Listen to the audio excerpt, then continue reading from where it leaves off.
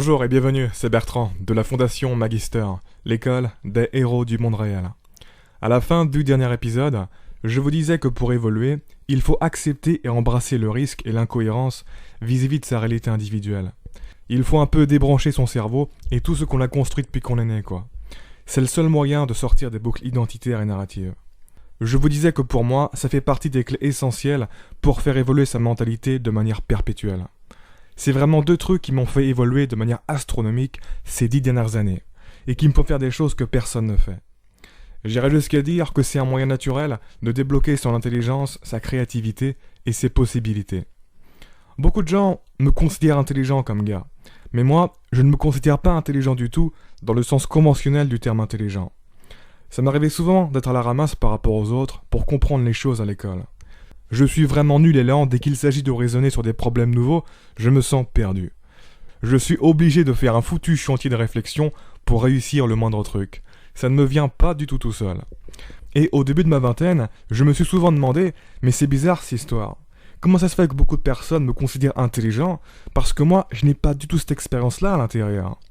Et comment ça se fait que souvent, les mêmes personnes qui me considèrent intelligent, moi, je les vois comprendre et apprendre pratiquement tout beaucoup plus vite que moi. Il y a un truc qui colle pas. Mais en fait, si, ça collait. C'était parfaitement logique. Parce que j'ai remarqué que systématiquement, les gens, ils me considèrent intelligent non pas par rapport à ce qui se passe dans ma tête, mais par rapport à ce qui peut en sortir. Autrement dit, ils me considèrent intelligent par rapport à certains de mes résultats qu'ils voient, et non par rapport au processus qui m'a mené à ces résultats, qu'ils ne voient pas. Ils infèrent que parce que j'arrive à produire certaines choses qu'ils n'arrivent pas à produire, je dois forcément être intelligent, c'est-à-dire que dans ma tête, je dois fonctionner comme eux ils fonctionnent, mais en plus poussé en gros. Ils pensent que pour produire ce que je produis, je dois avoir des autoroutes mentales super efficaces et bien structurées dans la tête, que je dois savoir où je vais, que je dois faire des opérations logiques super complexes et ordonnées là-haut, etc. C'est ça l'identité qu'ils projettent de moi. Je l'ai constaté à répétition cette image. Mais en fait, moi ça me fait marrer parce que c'est exactement le contraire. Je suis devenu tellement fort à être stupide, à débrancher tous les construits de mon cerveau, à ne pas suivre de structure ou de plan logique, à me perdre dans mon esprit, à passer du temps à tenter n'importe quoi jusqu'à ce que ça marche, sans me questionner si c'est possible ou pas, sans me questionner si c'est cohérent ou pas. Ce qui fait que paradoxalement, j'arrive à sortir des choses intelligibles un peu folles, qui sortent complètement des conventions de la réalité partagée. Pour moi, le principe est simple. Si tu veux produire des trucs de fou dans ta vie, il faut penser comme un fou. Sinon, ça ne marchera pas. Paradoxalement, le fait que j'ai des difficultés et que je me sente perdu quand je raisonne sur des problèmes nouveaux, que je ne sache pas du tout où aller, ça a développé en moi une ouverture. Ça a développé en moi une façon de fonctionner et une flexibilité qui m'aide sur le long terme. C'est ça qui m'a conditionné à raisonner sans conditionnement en fait, sans a priori. Et par conséquent, je suis devenu à l'aise avec le fait d'être perdu au lieu d'être anxieux. Parce que j'ai remarqué que quand je suis perdu, j'explore et je crée sans cesse de nouveaux chemins, sans me faire influencer par toutes les constructions de mon passé. Sur le court terme, ce n'est pas très efficace, parce que trouver et créer de nouvelles routes, c'est beaucoup plus lent et moins sûr que d'emprunter des routes déjà aménagées. Mais sur le long terme, ça ouvre à des possibilités de développement plutôt que de les fermer.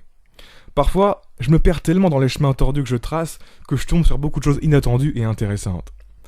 Une personne qui arrive à s'orienter rapidement et qui ne se sent pratiquement jamais perdue, elle va avoir du mal à être flexible et à sortir de sa façon de penser si elle ne fait pas l'effort de se perdre.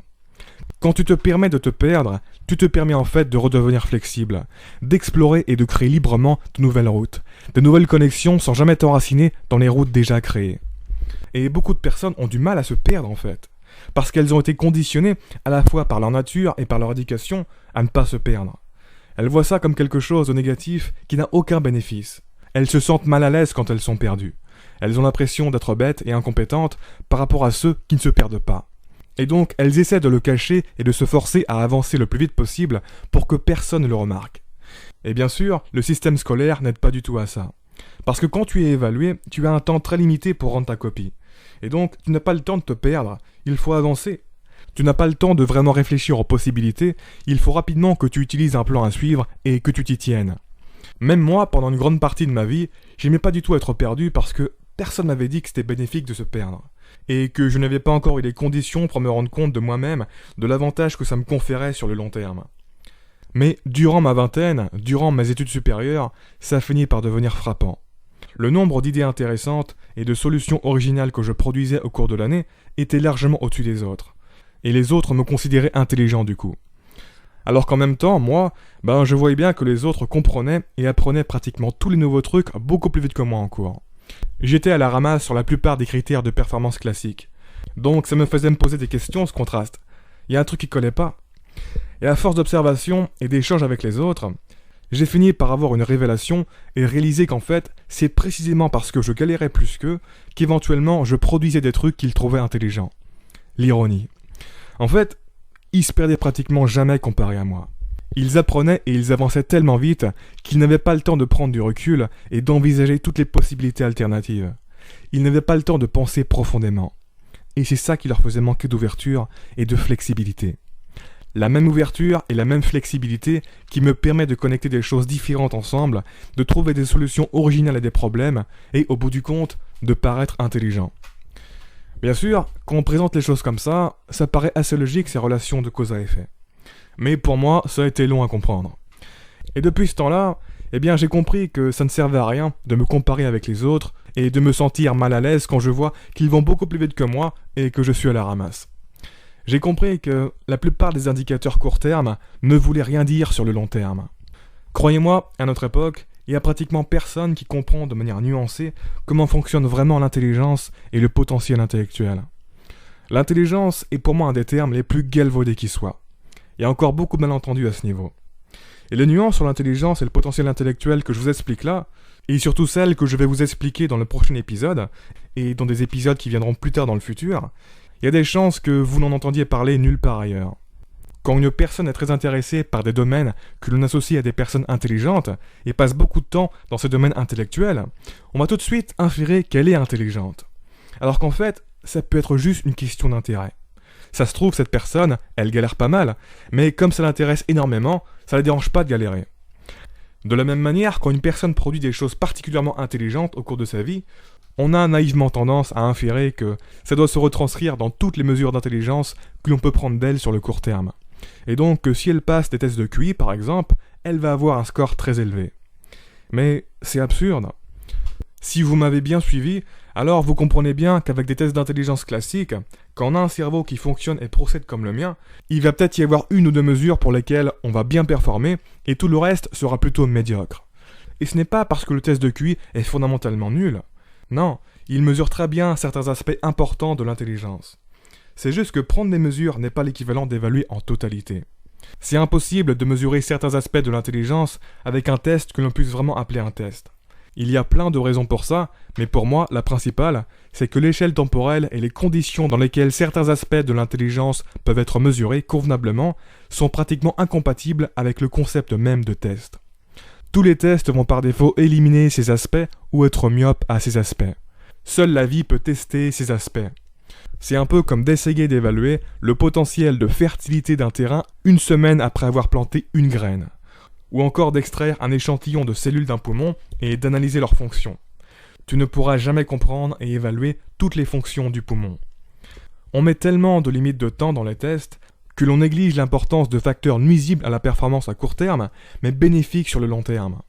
Par exemple, la lenteur, qui est associée à la profondeur de traitement, à l'analyse et au brassage de nombreuses informations.